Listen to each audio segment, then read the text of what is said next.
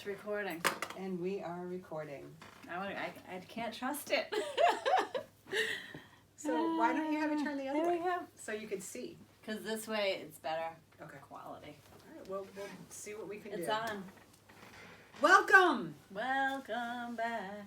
Wonderful to have you back with us, Hawks and Lavender Lavender Rose. Rose. I am Shauna. I'm Jennifer. It's lovely to have you all here with us today.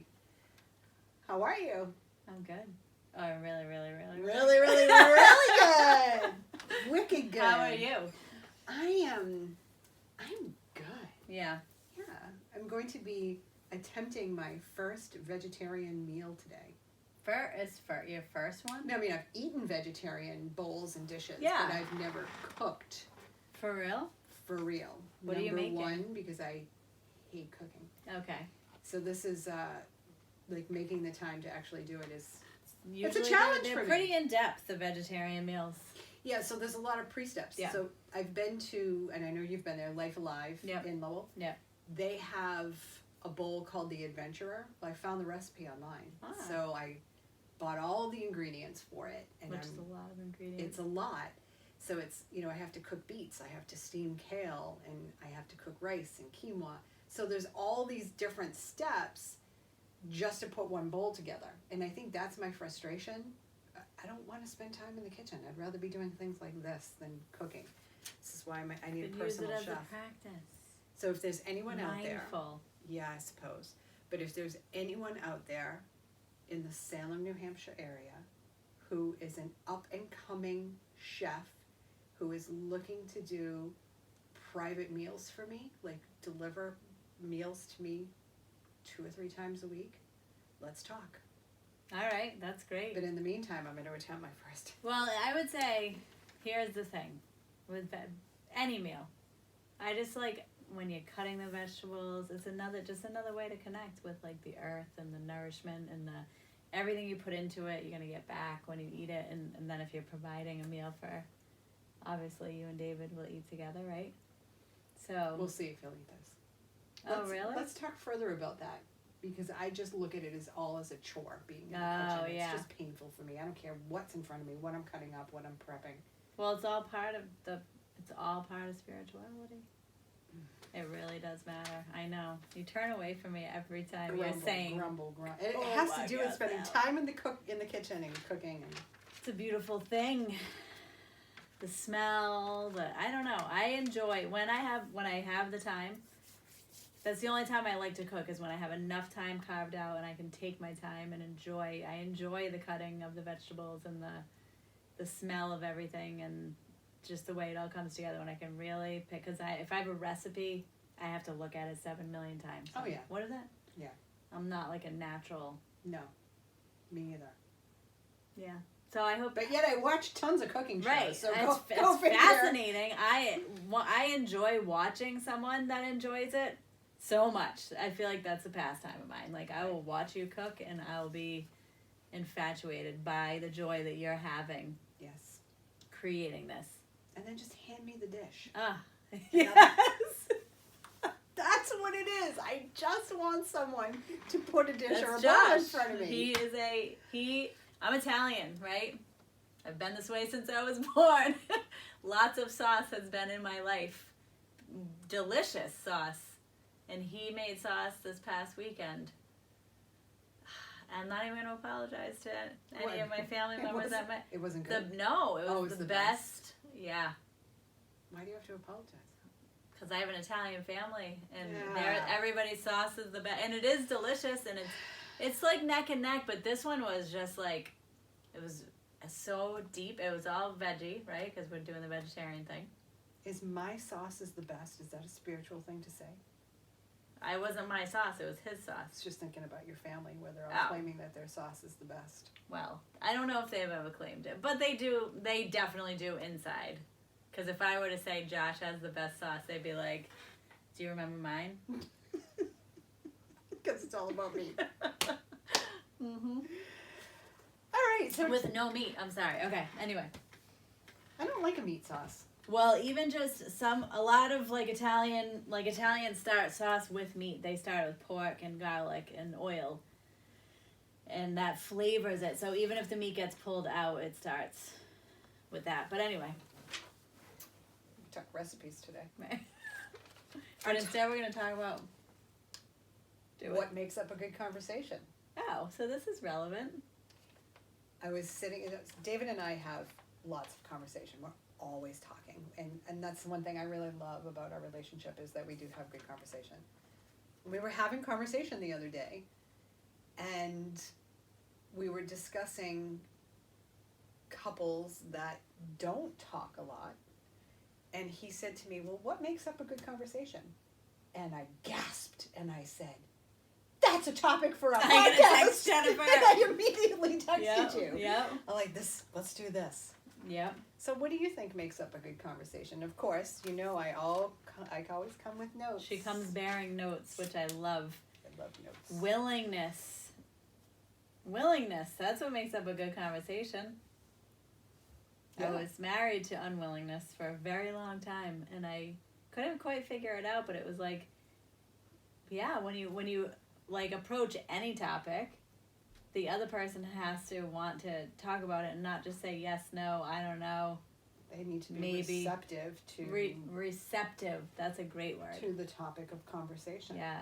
Well, both people have to be receptive to the Right. giving. It's a giving and receiving the whole time, and it switches. Exactly. Yeah.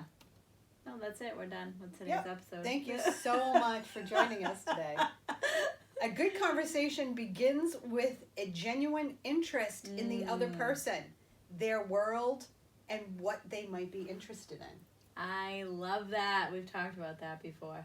That's really, it's special to feel like you're in a conversation where someone is genuinely interested or curious about what it is that you want to talk about or that you have to say. And what about us? And our level of genuine curiosity, because I know for myself it's been there and it's not been there. Yeah. And it makes really challenging conversations for me. You mean like in this right here? No, I mean just in people in my Oh. life that I've been in Well, I conversation. mean, some conversations just suck. Yeah, but see that what I'm Just talking about kidding. is, some conversations can really suck, and some of the ones that deepen my relationship. You and I have had really sucky conversations, but Well, that's a different kind of suck. yeah, that's because we've both decided to go really deep. It's emotionally, it's like, well, hello, let me rip my heart open Yeah, and let me look be inside. really vulnerable here. Right. I would say, all right, what makes it not good conversation? One thing from me is when it's one-sided. When you talk to someone that talks a lot, but is just talking at me and over me and around me, that's draining. It's definitely draining. Yeah. What about you? In regards to what? Not a good conversation. Sucky conversation. I think you used that word, right? I probably did. A sucky conversation, yeah, it's definitely one-ended, where I may be inquiring and they go on and on and on and on and on and on and on and never ask me a question back. Mm-hmm. You know, that to me is draining. Or even leave a space. Or if they do leave a space and you begin to talk and they talk over you. Well, let's talk for a moment Yeah. about, and this came up in the notes that I took, is the good listening skills, right? Mm. How many people do you know that listen to respond instead of listening to understand? Because I feel, my personal belief is when we have conversation where, or let me say it for myself, when I am in conversation where I genuinely are curious and I want to listen to understand, the conversation is so much better than the times where I know I'm in my head, right? And I'm aware of it. When I think, I just want to say something, I just want to respond, I have something to say, Yeah. to add to this conversation, because my words are that important. They carry that much weight. Or you get excited, though, too. Right. So there's that, because there is that level of excitement. Like, It's oh my oh God. my God, to share. Like, I love you. I want to Yeah. understand, but I have this to And share. I love that you're having this conversation right now. Yeah, like it almost like light bulbs go on. Yes. But then like, all right, so let's just go back to what you originally posed. I feel like there's a lot of people where you have conversations where they're thinking of what they're going to say next. Yes. And I definitely am, guilty of that as well. It just happened to me yesterday. I recognized it. But I think something that's like you keep bringing it up, I think you let it go in the last episode, is our moments of silence. That's because we're listening. Right. And then we take that moment of silence to start Process. and put together a response. a response, yeah. Rather than a reaction. Right. So maybe those people, and believe me, I'm not innocent of this. I still do it too. And I catch myself because I don't want to do this so much. Is that I completely forgot what I was saying there. Is that that response? Sometimes Instead of it's a reaction. It's a reaction rather than a response. I find myself, and this is like a parenting thing with my kids. If I'm like in the middle of the day picking them up and like they actually want to talk, sometimes my mind's not even in the conversation. And that's not great. That is not a conversation. And with children, we have to make ourselves available. And there are those times where our mind is in something else. And then all of a sudden they're, for lack of a better word, demanding our attention to tell us something. We have to consciously shift to say, okay, wait a minute, hold. And it's almost like we have to say to them, give me a minute, because my mind has been here, and I've done this with David. My mind is on this, and you're starting to talk to me. Give me a second, because I need to come out of this energy so I can be fully present with you. And let's face it, raising children is exhausting. It can be sometimes. Right? Yeah. So, and you're running a business. Mm-hmm. You have a new relationship going on. Mm-hmm. And it's that mindfulness of being able to shift. It feels like 100,000-year-old relationship. But anyway, sorry. I'm sorry. What was that little mumble under your breath? Did the microphone pick that up? No, all right. And actually, you brought something up that's interesting. So if we're talking about what makes a conversation, right? Is that what creates a conversation? My question was, what makes up a good conversation? So that's what David said like it as it relates to kids, but it could be like with adults too. Yeah. They want to tell you something. So is that a conversation? I mean, it could turn into a conversation, but I feel like a lot of times with kids, they just want to tell you stuff that doesn't actually like spiral into a conversation, because then as soon as we open our mouths as the parent, they're like, ugh. Ew, why did I even say anything to you? Yeah, You that's suck. not what I was even talking about or whatever. I heard one of your children right there. Yeah. So that's interesting. Do we ever do that with adults? Just Yes. tell them something. Yes. Work-wise, I think a lot of time, too. Yeah, but I think there are often times that I just need to tell something. Like Okay. I just need to say something, and you're right. It doesn't warrant a full-blown conversation. But if the other person starts to go, all right, this is, wow, I'm having an awareness. But if they start going into Yeah, and the you're like, conversation, shut and I'm the like, what the fuck? Why are you talking about? I was done. I just wanted to say something. But you and I are really good at prefacing. We're gonna tell you this, even though we gotta go in a second. Yes. So maybe that's like you could preface, like, I gotta tell you something and I don't have time to talk, or I don't want to Even talk. though I'm still in the same room with you for the next hour, I don't have time to talk. We crack ourselves up. Go ahead, finish your thought, because I have another thought. I'm just trying to listen to understand you first. I think that was it. Like, you could preface the conversation. So, and it's just the difference between telling someone something that does not lead to a conversation, or, like, I'm sorry, I can't laugh. What about this? And please tell me if this has ever happened to you, because I know that this has happened to me, and it happened to me recently.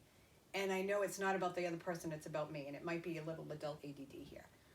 Which I'm having wicked right now. That's okay. Okay, I'm listening. Full disclosures all the time. And it's okay. Yeah. When I'm genuinely curious about something in someone, and then I pose a question to them. After they finish answering the question, they continue to talk, and my mind is now on escaping. Okay. Has that ever happened to you? Probably. Well, okay. Give me an example, if you can. Well, something that happened recently, but this person Even without might be names? listening. Oh, So I okay. don't want to mention any names. But I asked a certain person a question. There was a group of people, and this person was answering, and another person was involved in it was like a little three-way conversation, but there was other people all around, right? So I know that I have an issue with background noise and being overstimulated, and that draws me away. And what I found was after this person answered the question and continued to talk about what it is I originally asked, I had left the conversation in my head. Because you just wanted the answer and not a continuation. And maybe that's because in a way it was small talk, Yeah. right? Because it was In a group of people. Yeah. When I was working at the Cambridge Hospital, this was a long time ago, and this is something that happens with David and I recently. I asked one of the doctors a question, and it was a personal question. We were all socializing. And before, as she was answering, I had already started talking to someone else. And she made a comment to me. She said, "You asked me a question, but you didn't wait around for the answer." Wow. And it was like she slapped me across the face. Yeah. Well, that is a slap across the face. It was a huge but one. Needed almost, right? Yeah. And I thought, wow, I do that. Yeah. And so what happened recently, it made me reflect on what happened back then, and it kind of feels the same. It's the same sort of energy. Why am I asking questions if I'm not going to really give the time to listen to understand? And could that just be you think that it's like social, a way to socialize? Like, I need to ask a question back because Maybe. that's interesting. But I've noticed that. I've done that before. Listen, David and I have are done married that. for almost 31 years. Yeah. November 5th will be 31 years. So I know that he would be fine with me talking about him. But I noticed that he's been doing that. He'll ask me a question, and I'll go to answer, and he's either asking the kids a question or he's saying something else. I'm like, what are you doing? I think You didn't even wait for my answer. so I feel like I can witness that, and that's almost like him letting you know I heard you, but I'm not really interested. But I heard you and I love you. So that clearly doesn't make up a good conversation. You ask me a question, and then you start talking as I'm answering. I'm like, what? Don't ask me unless you want to know the answer. He wants you to know that you've been heard. But he's the one that's posing the question. But he's asking the question, well, were you having a conversation, or just out of the blue he asked you a question? It could be like, hey, do you think it's supposed to rain today? Oh, I looked at by the way, Jackson has to go out. It's like, hello? So he's just doing his stream of consciousness out loud. I think so. I think that's what it is. So that's not a conversation. All right, so what does make up a good conversation? I feel like, well, one-on-one feels more intimate than in a group, but groups can feel intimate too. But I feel like one-on-one is more intimate. And then Absolutely. Listening, reflecting back in some way to know that you've been heard. So it's acknowledging. Yeah. And then God, I hope the microphone curiosity. didn't pick that up. Was that you, was Valerie? my stomach. Your Curiosity. Get curious. I have written Yeah. here, get curious. get curious, yeah. What is and I'm posing this to anyone who wants to answer. What is your intention on starting a conversation? Intention gives purpose. And intention does give purpose, yeah. And I like conversations, I've noticed this about myself recently, to come full circle.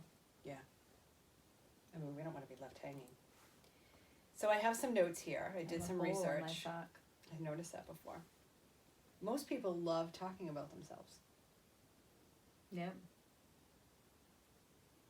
To maybe a degree that we think that they can go on and on and on and on for 20 minutes and that we're really still interested after 5. Well, that's social cues. Why are they lacking? What are they lacking? What do they need? Maybe to hear and understand themselves first and foremost. Maybe, but I feel like they need to just go fucking spend their time doing something meaningful. Meaningful conversation can be learned with focus and practice. And I am currently doing that. I mean, when I'm sitting with you, there are certain people that I can go right into meaningful conversation. I have no problem with it. it's meeting new people and getting really curious. When I think about the different work that I've been doing with Pathways and the different groups of people that I've been with, I am not getting as curious with other people as I could be, but there's a little bit here that I need to bring into it. Number one, my intention and my motivation for being at these workshops and conferences is personal, and it's to learn. It's not to be really social. It's not. That's just like a byproduct, a side effect. And in these environments where we spend a lot of time talking to each other, it's generally, well, no, I shouldn't say generally, but a lot of times it's in where we eat, and it gets really noisy. So when I go into these places and I eat and the noise level starts to increase, my first thought is finish and get out of here because it's too loud. So I don't get curious enough. And I've actually been on my case about that since I was just in Arizona this past spring. Why wasn't I more curious about people? So I'm noticing Well, I this think about part myself. of what you just said too, that was like, that's Yeah, an that immersion, that's a different kind definitely of immersion. plays a role. But even now, I'm consciously trying to have conversation with people where I am fully present and I am willing, there's that word willing again, to understand, to just give them the space and just listen to what they have to say. To be receptive. To absolutely be receptive.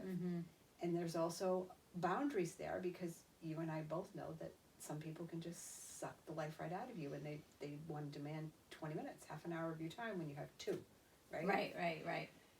So, okay, so time is a thing, right? How much time do you have to have a conversation? Time definitely makes up a meaningful conversation. How much do you... Willingness. How much do you care about the person you're conversing with? Yeah, so intention. Can you just, I mean, of course, I feel like, and I just spoke over you, but can you get... I'm speaking over you. Can you get curious about... Can you get curious with someone you are not invested in some way? And what would be the benefit of that, Jennifer? What would be the benefit of getting curious about someone that you're not invested in? Yeah. Why There's would always the something listeners to want to learn. do that? It's true. Yeah, there's always something I'm to not learn. testing you here because No, I'm thinking about agree it. with I you don't even about know the this. answer. I'm just thinking about... I've never thought in depth about what makes up a conversation. So, can you get curious with someone you're not invested in? You can, but that's a practice. So it's like going to come Yeah. back to everything being a practice. Absolutely. It's that focus and the practice.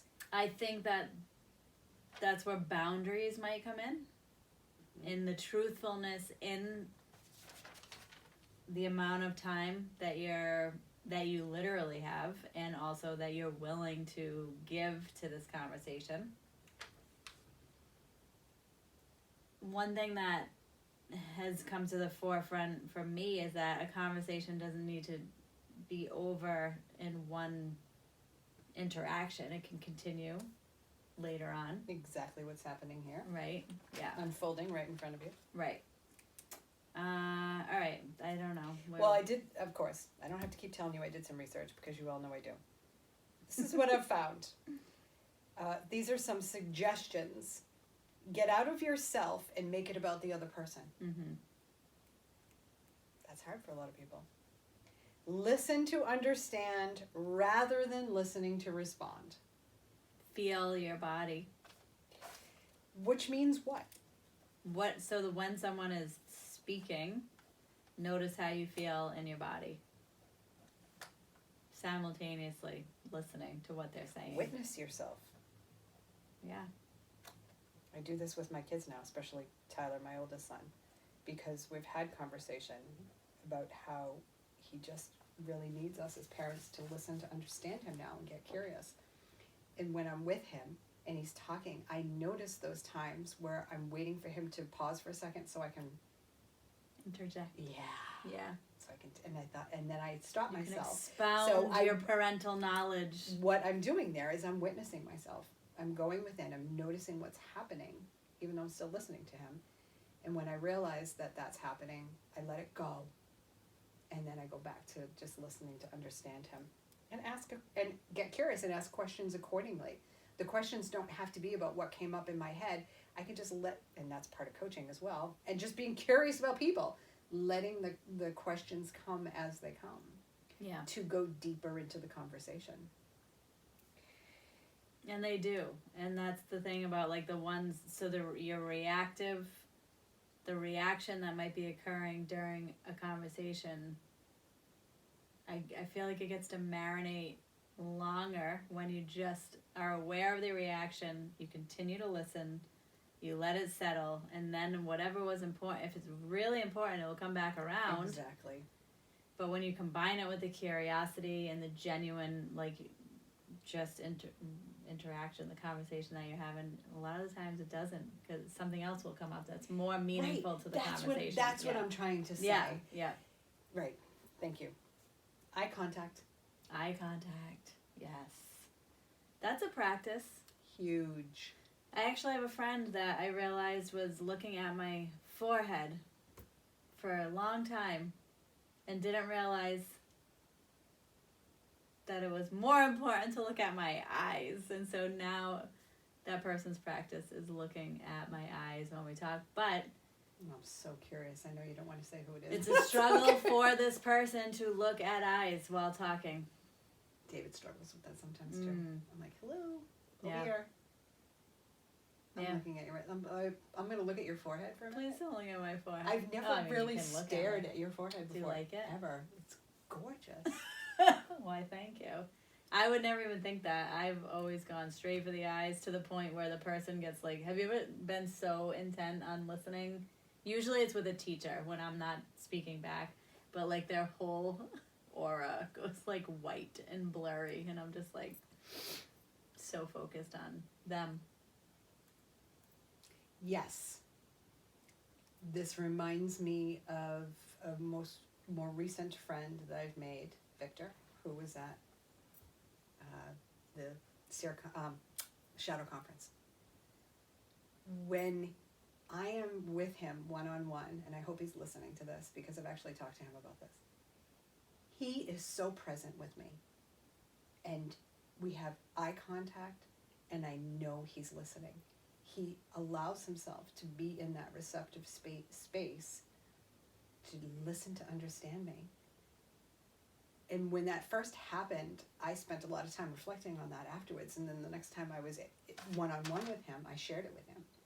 And I love that about him. And I told him that that's something that I am now currently practicing. To just find that part of myself, my higher self. I don't have a name for it quite yet. To be able to just sit, keep eye contact, and be fully, totally 100% present. I mean, I try to do this, but this awareness was brought in through him. So when you say, well, maybe it's a teacher, I thought, he's one of my teachers. Yeah, but I already knew he was going to be one of my teachers. Yeah, that's I love that. Me too. Me too.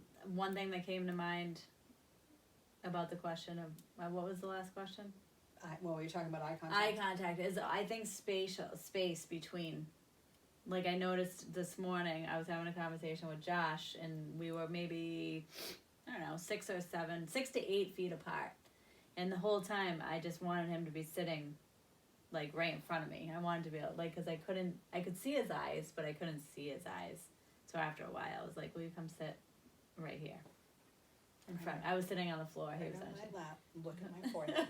Look at my forehead. But it changed everything. Like, it became more intimate. But didn't you notice that she wasn't looking at your eyes and that she was looking up here? Did you notice that? I'm saying a she. I don't know who it was. I've seen this person look around my face before, which made me, like, I felt self-conscious. Like, do I have a zit? Like, what's that? Acne? What's Just going tell on? me what I need to do for you to be able to focus on my words.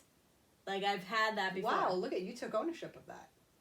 Well, what do I have to do so you will focus on my eyes? Yeah. Yeah, that's fine. Like, if I have lint or something on my face, let me... What do they have to do to focus on your eyes? Yeah. And what is their distraction? What is what's the distraction? Right. I'd rather have someone say, you got a booger in your nose. And you have done that. I have. She has. Shauna, you got something? Because I know it's going to distract me in our conversation. I'll be like, she needs to saying. get rid of that booger.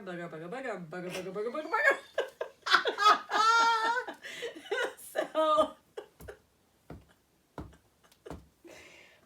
made me laugh. Practice active listening. I mean, this is something that was drilled into us that we learned in coaching school, but it's for everyone. Which would be that, like, reflecting back, is that active? Yeah. Witnessing yourself. Are you fully present? Summarizing, though. Active listening, though, wouldn't it be like you said something and then I would reflect it back to you? So what I'm hearing is... Yes. Yeah. Yeah, so that's a skill that I was taught in my coach training and that I still practice today. And it's getting better. It's getting better. I don't know how that feels in, like, like this relationship. Unless I'm like, I gotta talk to you about something that's a little bit, that's serious. You know what, though? I really do believe we bring things back to each other through conversation naturally. True. Like you mentioned this before, and yeah. Yeah, you've talked about that before. Yeah. And what I'm seeing is, Right. do you see it from this angle? Right. Yeah, I think we do that anyway. Right. What's more natural than what This I'm is hearing why we have is... a podcast. Yeah. Because we're awesome. Get curious.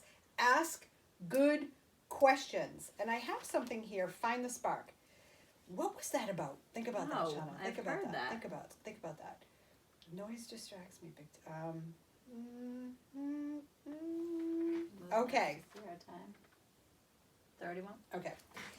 So the last thing I have here is consider time and space, and you brought that up. So that was a really good point. But Yep. going back to the spark. So after I did that research, Well, hold on. Time and space is how much time, but space is also environment. But I think spatial... like you were just talking about. Yeah, so it could be the space, though, how you said, like, cafeteria. Oh, Not a great space. You won't have conversation with me But there. then also the distance between two people. Yes. Yeah, so that's two different things. I was out to breakfast at Maddie's a couple of weeks ago with a friend, Mary Beth, and we were sitting there talking. I worked at Papagino's for a number of years, and I used to have to replace the sodas, and they make this clicking sound when they're empty. Mm.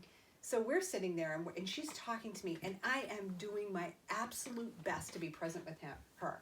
And all I kept hearing was that click, click. Can I change And I that? said, Mary Beth, I'm sorry, but do you hear that? And she's like, what? I'm like, that sound, I know that sound, it's distracting me from listening to you. She never even heard it. Wow. There's a distraction for me at not Marianne's. Where were Did I you? say? I was at Maddie's. At Maddie's. I knew you said Maddie's. It's loud. It's a little loud Well, there's place. but the speakers, play the music weird, and that I find distracts me when I'm there every time. I'm like, what is this song? Because it's like, psh, that sounds like a...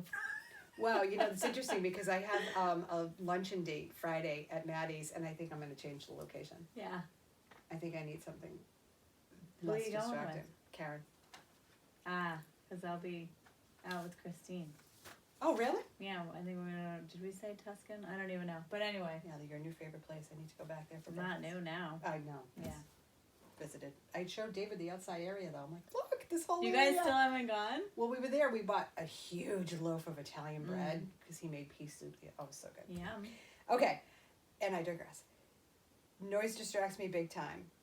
I wrote preconceived notions. Okay, I wrote this because when I was going regularly to gym classes at Workout World, no one talked to each other. It was the strangest thing. And Yeah. what I witnessed and what I imagined was that we come up with these preconceived notions about other people. Expectations. And, expectations as well. Yeah. Maybe not, well, All right. that preconceived person notions, might yeah. be, that's not so much an expectation, but that prevents us from saying hello. See what I'm saying? Yeah, I remember you talking to me about this, actually. And this was a long time ago that I noticed this, and I started to say hi to people more often. Like, well, I'm looking at you, and I'm making up this story in my head just from your looks, and none of it is probably true. And what I find is that once we start talking to strangers, we find out we do have things in common. Mm-hmm. And there's really nothing to be afraid of. I have conversation starters written here. Like, start up a conversation in a really strange and odd way. Which is kind of like your speaker sisterhood. Yeah. How you have the topics. That Yeah. was fun. The Yeah, meeting that that I was, did like- go to. And what was your topic? That what would you do in a zombie apocalypse, or how long would you last, or something like that. Poor Shauna. I know, I was Devastated. devastated. I was like so heartbroken because Jennifer said she would just kill herself. Oh my God! I said if I didn't have to take care of anyone else, which would never happen because there'd always be someone to take care of. Of course. Okay, but you said you would take care of me. I would, I'm gonna hold you to because it. I know the tricks. I know what needs to be done. David and I were in Market Basket yesterday. Do not ask me why, but I thought about a zombie apocalypse. We were in the aisle that had like, they had the office supplies. Oh, They're yeah. small. We were standing there, and I said to David, "What? All right, zombie apocalypse. I don't know why I'm thinking about this." But I turned, and there was duct tape. I'm like, "Oh my God, perfect duct tape!" And then they had the packages that to mail that you would put something that's it's soft. Oh, I yeah. said I took them on. I'm like, we could roll these around our arms, grab that duct tape. Yep. No one would bite us on our arms or Yep. our legs. Or magazines. I don't is know the why thing. I'm like totally going off into different directions today. Oh, it's a conversation. It's part of our conversation. Tell stories. Mm. One thing I came across. Oh, don't be a moocher. Reciprocate. Yep. You talked about that earlier. Don't be a one-upper. Ooh, that's a good one. That's a good one. I know a couple of one-uppers, Oof. and I avoid conversation with them. They like make a me plague, instantly want to take a nap. or grab a knife. Oh, I'm sorry. Did I say that out loud? Oh, she just went to the dark I side. did go to the dark side. After you finish answering a question, Grab a knife. pose a question. Ask a question back. What? Big man out, right? That would be the curiosity. So the eyebrow raise is a physical indicator of a spark. So if you are speaking with someone and they kind of like raise their eyebrow like they're Or even curious, like scrunch them up. you grabbed a spark there. Yeah. Use that to continue your conversation. Or that's a great pausing point to be like, hey, what what do you have to say? Like I just noticed that you had So did that spark something? Yeah, what are you thinking? Yeah, what are you thinking? What are you feeling? thinking? Yeah. Talk to me. Let's get back and forth going here. I like that. So one of the articles I read talked about the ending of a conversation and the need to leave a lasting impression. Ending something with something like, I look forward to seeing you, whatever. They were saying that as a good thing or yes, a good need thing to okay. do to end a good conversation. It's been great laughing with you. I'll remember blah, blah, blah, blah, blah. Like, oh my God, I'll remember today. It would be so much fun, whatever. So happy we met and connected. You made my night. Yeah. These leave lasting impressions. I like to say I appreciate this conversation. Yeah. Yeah. I appreciate you sharing some of your day with me. Right. And then you could also do some self-reflecting. What went well with the conversation? What did you learn? Wow, that's interesting. I don't know that self-reflecting.